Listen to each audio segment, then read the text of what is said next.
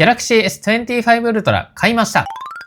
どうもこんにちは、まみよしです。この Galaxy S25 Ultra かなり買うか迷ったんですけども、結局購入しました。今回はなんでこの Galaxy S25 Ultra 買ったのか、今使ってる iPhone 16 Pro からなんで乗り換えようと思ったのか、乗り換えるにあたって課題点もあったので、その辺紹介していきます。ということで早速やっていきましょう。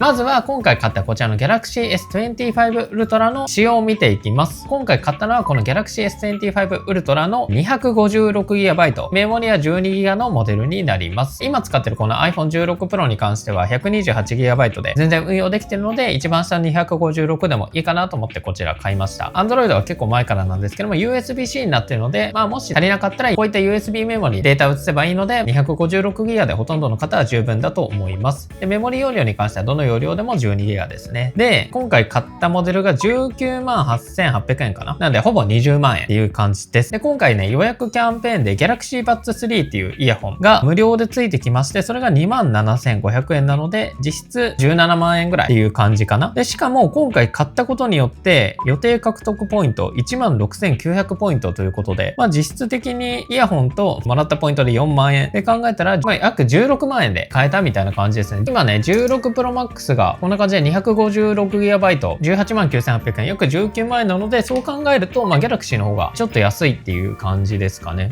買った色に関しては、今回はホワイトシルバーを購入しました。どうなんだろう、この iPhone のホワイトチタニウムと背面の色一緒ぐらいなのかな。ちょっとその辺はね、また届いたらレビューしようと思ってます。続いては買った理由について紹介していきます。正直ね、この今使ってる iPhone 16 Pro で、基本的に使ってる時は不満はないんですけれども、この Galaxy S25 Ultra、今回これ借りて実際に使ってみた感じね、これ全然違うじゃんっていうポイントがあって、それがカメラですね。で、カメラも、倍率が違うのもあるんですけれども、特に違うなって思ったのが、撮影倍率ですね。ちょっと同じ写真見てもらいます。僕普段から被写体によって、被写体を大きめに撮影するのが結構好きなので、24mm の1倍レンズの真ん中を切り取る2倍ズームですね。48mm の画角で普段から撮ることが多いです。で、それで撮った写真がこちら。これこの前言ったスシローの写真なんですけども、iPhone を使ってる人にとっては、こんな感じで撮れるよねっていう感じの写真が撮れました。普通に綺麗だけどめっちゃ美味しそうとか、そういうわけではないような感じになりました。で、これが Galaxy だとどう撮れるのかというと、これもメインレンズのクロップを使ってるので2倍ズームになります。こちら、これ全然違くないですか？両方の写真比べるとこんな感じ。Galaxy の方が明らかに寄れるし、で、あと色味もすごい美味しそうに撮れてます。なのでね、これがもう全然違いすぎて、Galaxy いいなと思って今回買った決め手になります。あとはこれ、飲み物の氷ね。iPhone だとこんな寄れないですね。しかもこれが画質劣化なしで撮れてるっていうのがめっちゃいい。あとは最近撮った写真だとこういったスーパーカップだったり、ちいかわラーメン。こんな感じで麺とかもかなり寄れると。普段からね、何気ない写真を撮ったとしてもかなり綺麗に、そして大きく写せるっていうのが、この Galaxy のカメラの魅力かなと思いました。これもしかしたらウルトラじゃなくて普通の Galaxy S25 でも2倍ズームできるので一緒なのかも。これでも1億画素あるからどうなんだろう。ちょっと持ってる人いたらぜひ教えてください。という感じでめっちゃいいなと思ったのと、他にもありまして、あとは倍率ですね。iPhone の場合は最大5倍でこの中間の3倍がなかったり、あとは10倍もなかったりするんですけども、今回は3倍もいけるし、5倍もいけるし、10倍もいけるっていう感じで、取り回しがしやすいっていうのも Galaxy のいいポイントで、そしてね、今 iPhone 使ってる人だったらわかると思うんですけども、この iPhone を使っていて、この5倍ズーム、これ押してもただのデジタルズームになるだけで5倍レンズが適用できないっていうことかなりあると思います。それこそね、iPhone この前測った感じだと 1m20 センチぐらい離れないとこの5倍レンズっていうのが有効になんなくて、例えばね、今手が伸びるぐらいのところに iPhone 16 Pro Max を置いて撮影してるんですけども、この距離だとね、5倍レンズでカメラ切り替わらないです。1倍のデジタルズームになっちゃう。で、それに対して Galaxy だと3倍もしっかりカメラ切り替わります。5倍もしっかりできると。で、さらに10倍は真ん中を切り取れるので、こんな感じで画質劣化なしで撮影ができるといった感じで、このカメラのね、使い勝手っていうのがかなり良くなってます。画質云々の前に。なので、iPhone 16 Pro よりもこっちの Galaxy の方がカメラ性能圧倒的に上かなと思って Galaxy にしようと思ってます。で、あとね、今回この Galaxy S25 Ultra に関してはログ撮影もできるようになったので、その辺も YouTube 撮る時にも結構使えるかなと思って変えようと思ってます。ただですね、やっぱりちょっと試した感じ、動画に関してはこの iPhone 16、iPhone の方が結構綺麗な感じはあります。Galaxy ってね、結構手ブレ補正が強いんですけども、多分その分元々のこう画像からクロップしてるのか、繊細さっていうのは iPhone の方が上かなっていう感じでは思ってます。写真だとあんま関係ないんですけど、動画だとやっぱり iPhone の方が綺麗な感じはあります。そう。で、あと写真についてなんですけども、今までの Galaxy S24 Ultra までは結構ソフトウェア処理でカリカリにして画質を綺麗に見せようっていう感じがあったんですけども、今回の S25 Ultra はなんかその後処理が変わったのか、結構ね、そのシャープネスも抑えられてて、普通のカメラで撮ったような感じの写真っぽくなったので、そういった点もね、今回気に入ってるポイントになってます。で、あとはカメラ以外にも色々ポイントがあって、まずこちら。僕ね、Qi2 のアクセサリー、そしてマグセーフのアクセサリー結構持ってて愛用してるんですけども、今回ね、こちらの Galaxy は、マグネット自体はスマホ本体には搭載してないので、こういったケースをつける必要があるんですけども、Qi 充電に対応しました。なので、今まで iPhone で使ってた Qi2 のアクセサリー、充電器も使えるっていうのがメリット。で、あとは S Pen に関しては内蔵してるんですけども、これ僕はね、24使ってた時もほぼほぼ使ったことなかったので、これは、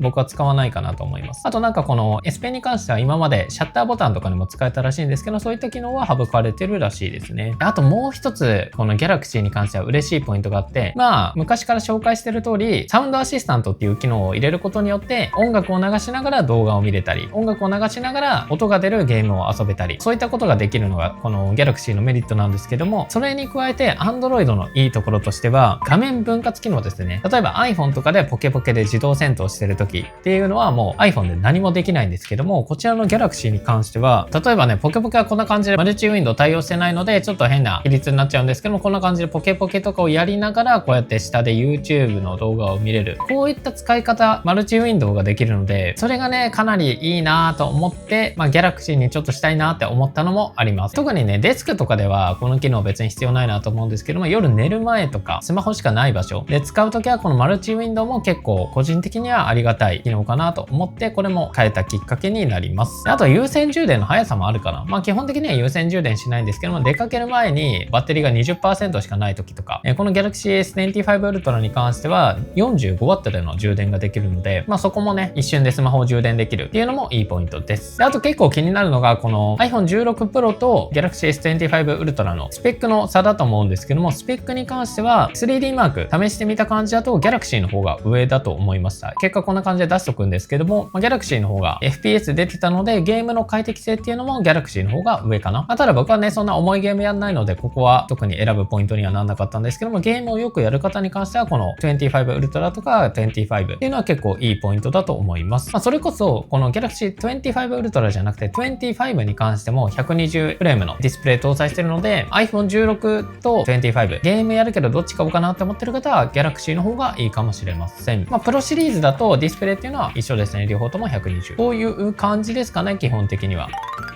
っていう感じで、Galaxy に移行しようとは思ってるんですけども、iPhone から Galaxy に変更するにあたって結構課題点がありまして、AirPods。僕もね、普段イヤホンはこの AirPods Pro をメイン機として使用してて、これね、Apple 製品以外だとマルチポイントとかそういうのできないんですよね。なので、どうしようかなと思って、いろいろイヤホン漁ってたんですけども、それでたどり着いたのが最近発売したこの Technics の AZ100 っていう新しいワイヤレスイヤホン。こちら買ってみました。で、なんでこれ買ったかというと、僕はね、この AirPods で気に入ってる外音取り込みの音量っていうのをこの Technics は変えられるっていうレビューを見たのと、あとは音質もめっちゃいいっていうんで、僕結構ね、この AirPods 音質いいと思ってるんですけども、これと比べて本当に音質がいいのかっていうのをちょっと試してみたくて、この AZ100 購入してみました。で、実際使った感想なんですけども、最初はね、なんかみんな音質いいって言ってるけどこんなもんかっていう感じで、そこまで感動しなかったんですけども、使っていくにつれて結構ね、この音の密度がかなり強いなと思って、音質は確かにいいなと思いました。ただ、標準状態だといいけどかなっていう感じでした。ただ Android のある機能と組み合わせるとこれもめちゃめちゃ良くて、それがね、ドルビーアトモスなんですよね。iPhone って空間オーディオ、そしてステレオの空間化っていう機能があって、 AirPods でしかその機能使えないんですけども、 AirPods でオンにするとめっちゃね、音の立体感っていうか音の広がりが増えてかなり音いいように感じます。ただそれがね、Galaxy とか Android だとその空間オーディオみたいなのないかなと思ってたんですけども、全機種についてるのかわかんないんですけけど、ドルビーアトモスっていう機能が、空間オーディオみたいな感じの機能なのかな。で、それをね、このテクニクスの AZ100 と組み合わせるとめっちゃいいなってなったので、イヤホン問題はこれでクリアかな。で、あと、外音取り込みに関しては、音量がデフォルトで80になってるんですけども、それ100にすると、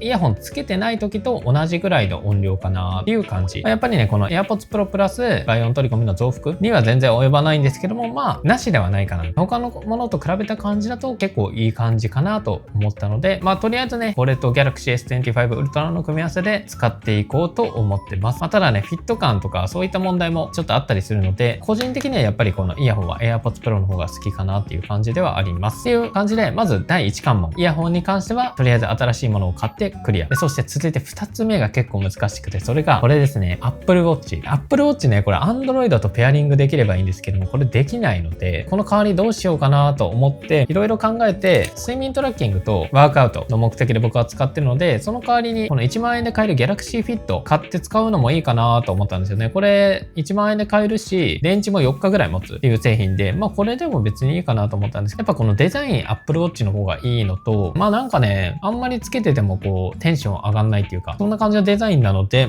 これはとりあえずなしにして、で、最近ね、Galaxy Ring、Galaxy で出るので、その Galaxy Ring にしようと思って、Galaxy Ring はとりあえず今予約注文をしてます。正直ね、どのぐらい使えるのかわかんないので、それはまたレビューしようと思ってます。とりあえずだから、Apple Watch の代わりは Galaxy Ring。電池も1週間持つらしいので、バッテリー問題もクリアするし、ワークアウトとかはね、結局どのぐらい使えるのか。あと、ワークアウトをオンにするのも、このリングは必要なのかとかね、その辺もちょっとまだわかんないので、どうなるかわかんないですけど、とりあえず Galaxy Ring でやっていきます。で、リングでダメだったら、Galaxy Watch も買うかなっていう。ちょっとその辺は迷い中。ただね、Galaxy Watch も一時期使ってたんですけど、やっぱ充電器問題があって、この Apple Watch だとね、サードパーティー製で、3-in-1 の充電器とかあるんですけども、それがね、Galaxy だとあんまりないので、それを考えるとどうしようかなっていう感じはありますね。Galaxy Watch、地位充電に対応したらいいんだけど、対応してないと思うので、ウォッチ問題はね、とりあえず Galaxy Ring にして、ちょっとその後どうなるかはわかりません。で、あとはね、こっちに入れてる Suica。僕はね、普段この iPhone にプライベート用の Suica、プライベート用の PASMO かなちょっとわかんないけど。で、それでウォッチに仕事用の Suica か PASMO を入れて使ってるんですけど、それどうしようかなって思ったんですけど、iPhone とかも2枚カード入れられるっぽいので、それでね、ウォレット上から自分の今使いたいものを選んでピッてやって、とりあえずそれで運用していこうと思ってます。もしね、Galaxy Watch が必要になるっていうんだったら、そっち2つで分ける感じでやろうかなっていう感じかな。で、あとは、これもね、ほとんどの人 iPhone から変えるときに体感すると思うんですけども、アプリ問題ですね。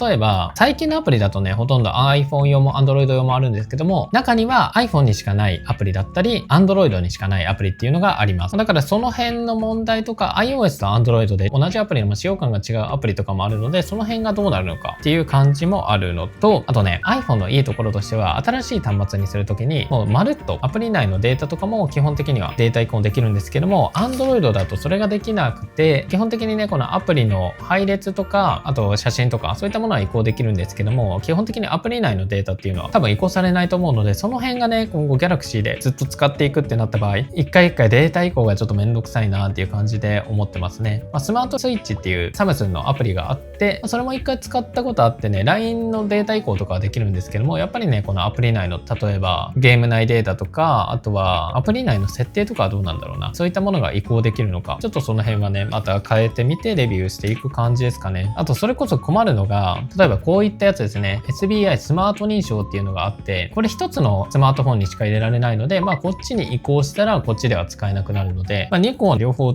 同時に使っていくっていうことができないので、それもね、ちょっと欠点ではありますね。だから今後ね、どっちをメイン機にするかっていうのは正直わかんないですけども、例えば Galaxy に移行して、やっぱ iPhone に戻るかってなった時にその辺のね、データ認証っていうのもめんどくさいので、Android を使い続けるとか iPhone 使い続けるっていう、そういった覚悟で乗り換えるっていうのが個人的にはおすすめですね。あとね、もう一個便利な機能があって、Android ってね、囲って検索があるんですけども、最近その機能とかもいろいろ進化しまして、このホームボタン長押しすると、こんな感じで囲って検索の画面になるんですけども、こちら翻訳のボタンが新しく追加されまして、こちらを押すと、画面上にある英語を翻訳してくれます。これが結構便利で、例えばね、こう、自分でコピーできない PDF ファイルとか、そういったものをスマートフォンで開いて、これちょっと日本語に翻訳したいなって時に、画面に映ってるものであれば、こんな感じで一瞬で翻訳約できるので、これがね、結構 Android の隠れた魅力なのかなと思いました。あとは Shazam みたいな音楽を認識する機能だったり、声で検索する機能とか、そういったのも普通に使えます。